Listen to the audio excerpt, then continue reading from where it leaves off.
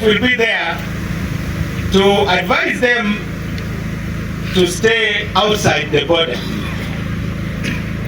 If they decide to come by force,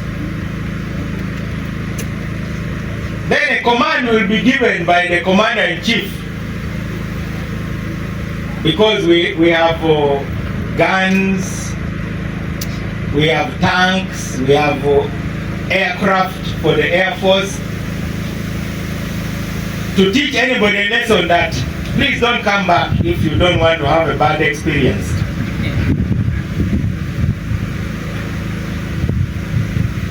So the state ensures that the country is respected. And it doesn't matter who you are. In 2010, the Al-Shabaab came here.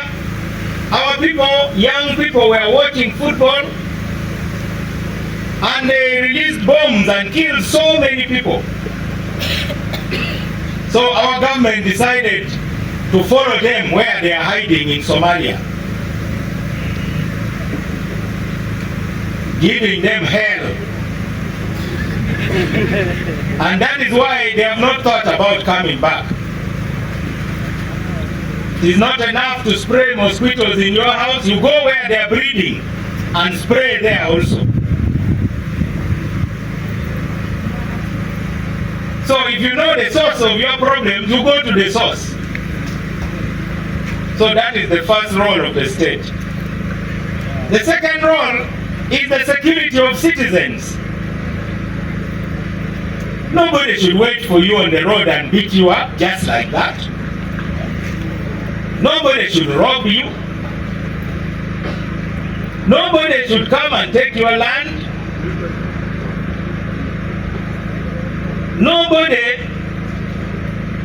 should come and take your cows. So the state is to ensure that your person and your property are safe. Every time a citizen is robbed or killed, that's a failure on behalf of the state. That's the second role of the state. The third role of the state is to enact laws. There must be laws. Even a home has laws. As a father, as a mother, you tell the children, no coming back home after 8 p.m. 8 p.m. you must be here. Make sure your clothes are washed and clean. After eating, wash the plates.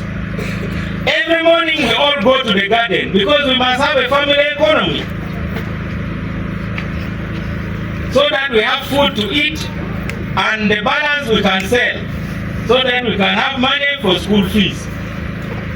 So the government also has laws. Some of them are very simple. Keep left. You drive on the left. That is a law. Number 2,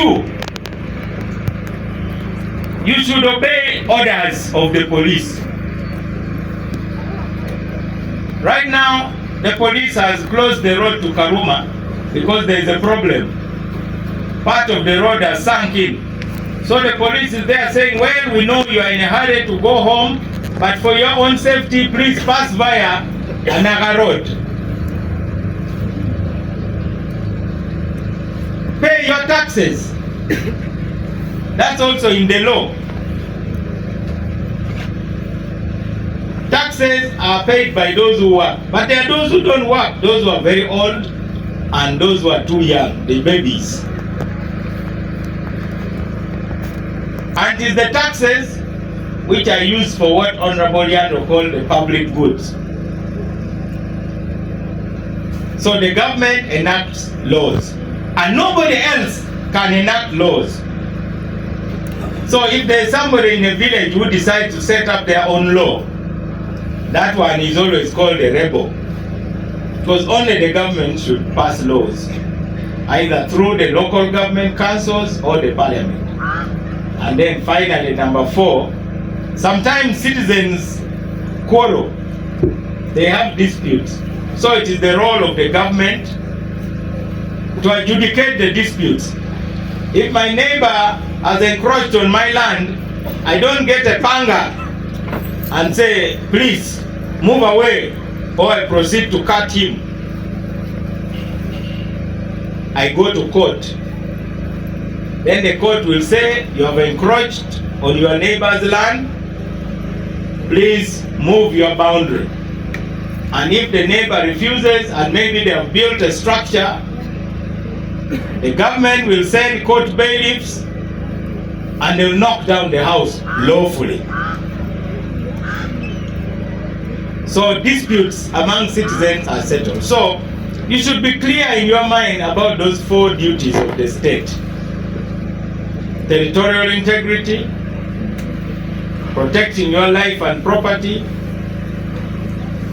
enacting laws, and then settling or adjudicating disputes by citizens. The purpose of this training was to simplify politics for you. Some of you think politics, you go around deceiving people, you go distributing salt and sugar. Why do you need to be elected? If you have sugar to distribute, start distributing. I don't think anybody will reject sugar and salt. Why do you give it only because you're a candidate?